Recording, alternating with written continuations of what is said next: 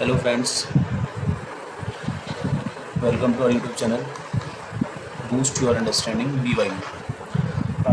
आज हम पढ़ेंगे इकोनॉमिक कंसेप्ट में इन्फ्लेशन के बारे में। इन्फ्लेशन के आगे हमने देखा था इन्फ्लेशन कैसे होता है, तो उसमें हमने डिमांड पुल इन्फ्लेशन पढ़ लिया था, कॉस्ट पुश इन्फ्लेशन पढ़ लिया था।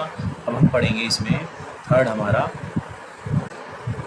Excess money supply. तो क्या एक्सेस मनी सप्लाई के बारे में, किसकी वजह से इन्फ्लेशन होता है। आज हमारा ये टॉपिक है एक्सेस मनी सप्लाई से कैसे इन्फ्लेशन इंक्रीज हो जाता है। कि अगर हमारी इकोनॉमी है और इकोनॉमी में हमारी मनी सप्लाई ज़्यादा हो जाए, ये बहुत सारी मनी है, ये है बहुत सारी मनी है, ये ऐसा, ये जो एक्सेस मनी सप्लाई है,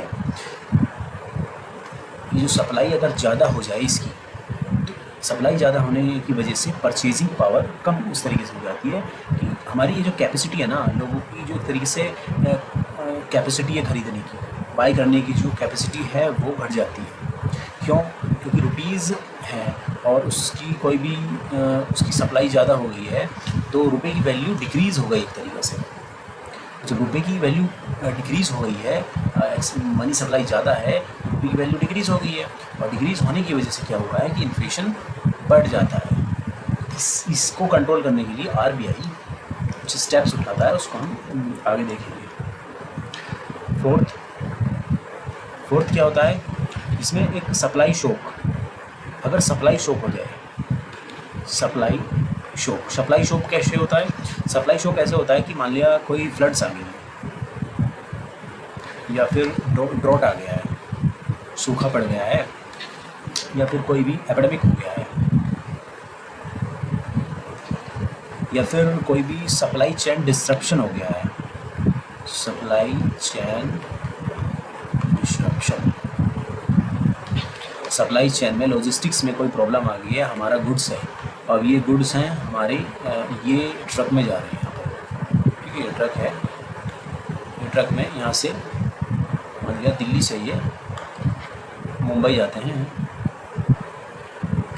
इसमें क्या हुआ है कि यहाँ पर किसी वजह से कोई डिस्ट्रप्शन आ गया है, ट्रक ख़राब हो गया है, या कुछ और भी रीज़न्स हो सकता है, बीच में रोड्स ख़राब हो सकती है, या कोई बीच में कोई धरना दे रखा है लोगों ने, कुछ भी इस तरीके से कुछ भी हो सकता है कि किस तरीके से आपका जो गुड्स एंड सर्विसेज डिलीवर नहीं हुए टाइम पर, जो ये डिले हुआ है, तो सप्लाई चेन डिस्ट्रप्शन बोलते हैं इसको।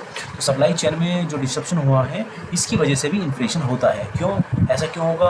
अब जो ये माल जाना था दिल्ली से मुंबई में, अब मुंबई में जो जाना था, अब वहाँ पर जो है शॉर्टेज हो जाएगी मुंबई में, क्योंकि ये डिले हो गया है। जब इस चीज़ की शॉर्टेज हो जाएगी, किसी भी गुड्स की शॉर्टेज हो जाएगी, तो एक तरीके से उसकी सप्लाई कट हो गई है, सप्लाई उसकी कट हो गई है, सप्लाई नहीं रही है। तो सप्लाई अगर कम हो जाएगी तो एक तरीके से डिमांड बढ़ने लगेगी, डिमांड बढ़ेगी तो फिर इन्फ्लेशन हो जाएगा। इस तरीके से इंटरलिंक्स चीज़ें होती हैं। अब हम देखेंगे इन्फ्लेशन के तरीके से अलग अलग टाइप्स क्या हैं, कि टाइप्स ऑफ इन्फ्लेशन क्या है।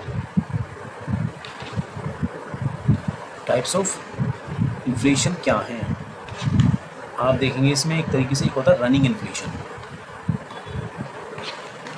रनिंग इन्फ्लेशन में क्या होता है, एक तरीके से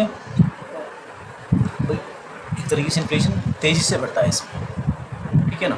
और एक होता है मतलब बहुत ज़्यादा हमारे जो है फ्यूल के प्राइसेस इनके बढ़ने लगे, जनरल फ्यूल के प्राइस बढ़ जाएँ, या फिर हमारे कोई गुड्स है, कोई पेरिशेबल गुड्स हैं। पेरिशेबल गुड्स का मतलब हो गया हमारे जो खाने का आइटम्स हैं, जो FMCG गुड्स हैं, वो अगर हमारे इंक्रीज़ हो गए हैं, उनके जो प्राइसेस हो गए हैं, तो ये रनिंग इन्फ्लेशन की कैटेगरी में आएगा।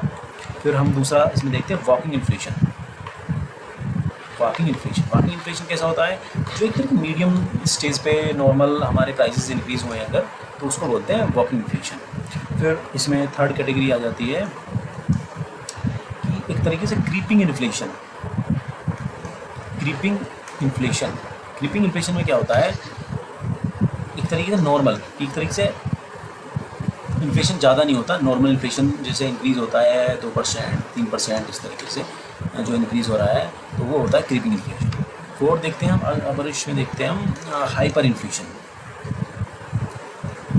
हाइपर इन्फ्लेशन में क्या होता है कि अगर प्राइस जैसे आपने देखा होगा 100% या 200% किसी गुड्स या सर्विसेज की प्राइस बढ़ जाए विदिन अ वीक्स, तो वहाँ पर उसको बोलते हैं हाइपर इन्फ्लेशन। जैसे फॉर एग्जांपल जिम्बाब्वे हुआ या फिर वेनेजुएला हुआ, ये ऐसी कंट्रीज़ हैं जहाँ पर प्राइस विद इन वीक्स में 100-200%, इवन 300%, 400% इंक्रीज़ हुए हैं। अगर कोई ब्रेड वहाँ पर 100 वहाँ की करेंसी की आ रही थी, 100 रुपीज़ की जो आ रही थी, वो आपको 300 रुपये में या फिर 400 रुपये में मिलने लगी विद इन वीक्स में ही।